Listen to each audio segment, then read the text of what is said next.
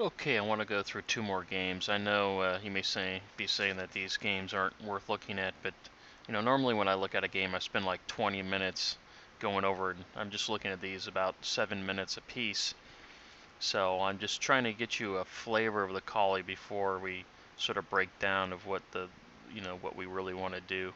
Maybe I should do all the theory and then go over some example games, but I decided to do it a little backwards this time. So I want to look at this game between some, about 22 and 2300. So once again, not lower rated players playing the Colle. And this game's a little bit different than the others, and the fourth game's probably the most important, which is what I call the main line in the Colle.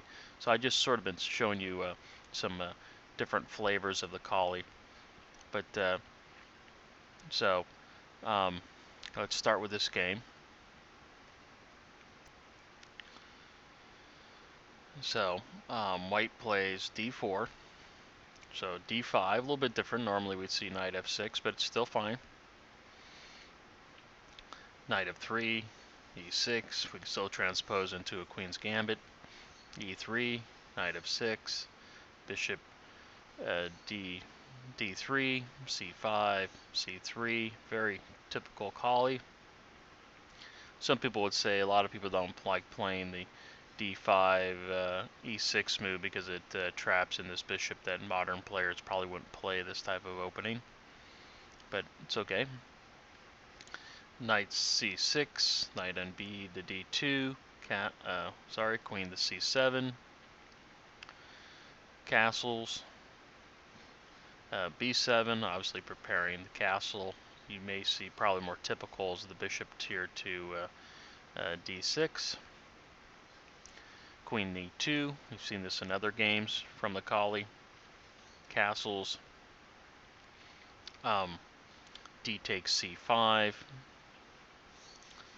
bishop takes c5, e4, the break,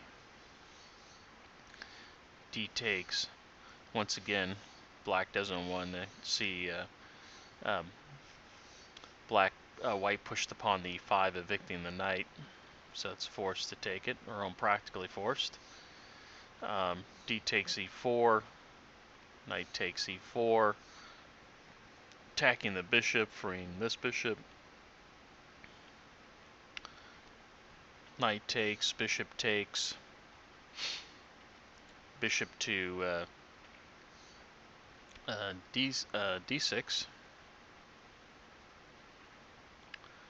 rook to e1. Let's see, and h6, creating some air around the king.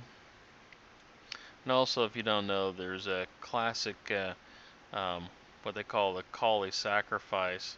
Usually involves a knight, though.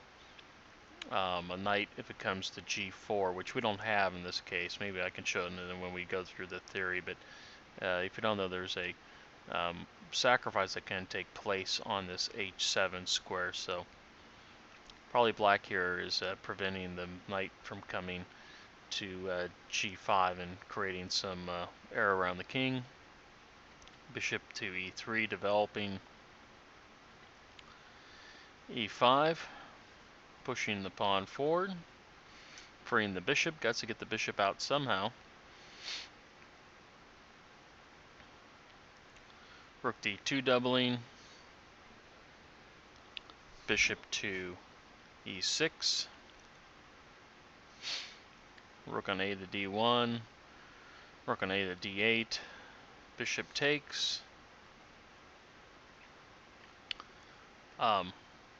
The pawn takes. Now, basically, black has two isolated pawns, and black has three pawns on the queen side, all connected. So white actually has a theoretically one game now. Bishop to a7, not even got to pawn. c5,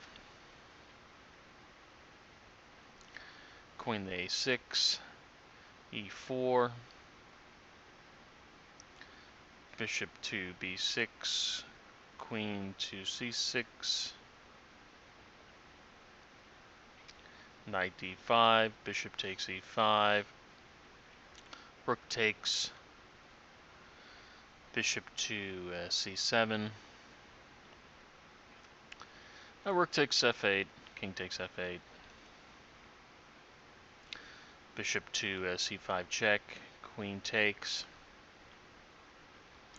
Now if you look at it,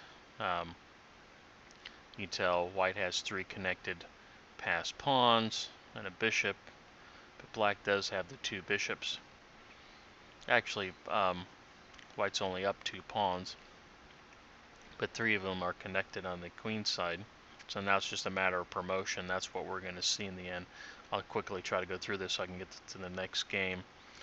So queen checks, king comes up, queen gets that pawn, bishop takes h2, f1, king to f1, b7, a4, queen over, threatening the capture. Oops. King e1, queen down to h2, b4. Now these pawns are rolling. f5, queen to c6, bishop to e5, pawn moves, king over,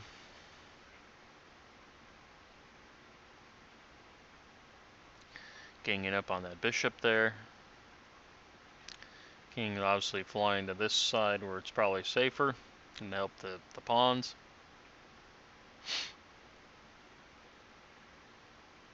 A few checks.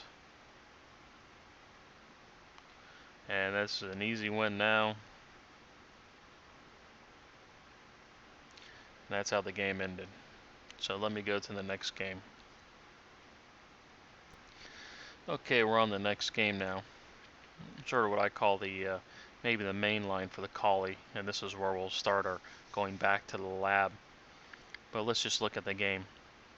So d4, knight f6, knight f3, e6, e3, c5, bishop to d3. You could also play knight on b to d2, knight f6, c3, d5. Even though it knows how we've reached the same position by just different move orders. Knight to b to d2, bishop to b6, castles, d takes c5, bishop takes c5. I'll explain this move later. e4, the break again. Queen to c7, queen to e2. How many times have we seen the queen go to e2? g4, h3, putting the question to the knight. Comes back. Knight takes, e takes d5, e takes d5. One of the ideas behind the Colle is now black has an isolated pawn, and white also has a queenside majority in pawns. So white now plans to attack this pawn and then convert its majority into a passed pawn. You can almost say that's the plan. The problem, though, that we'll see is that this bishop right here usually is a nuisance. So how this came in: knight f3, knight takes f3, queen takes f3, bishop to e6, defending the pawn. Bishop e3, rook on a to d8. Black's just protecting now the pawn. Rook on f to d1, rook to f8, rook on f to e8, sorry. Bishop takes, getting rid of the good bishop for black. Queen takes, queen to f4.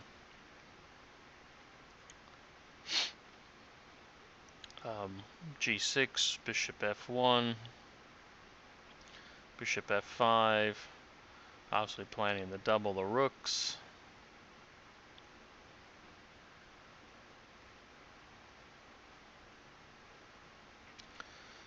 I got the pawn.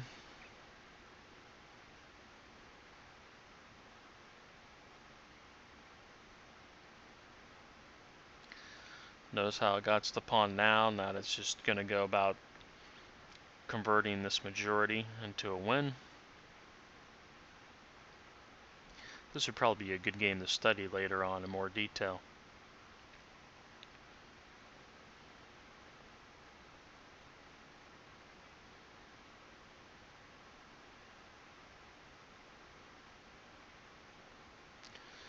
And black resigned at that point. So that is that game. Sorry for the quick going through the end quickly, but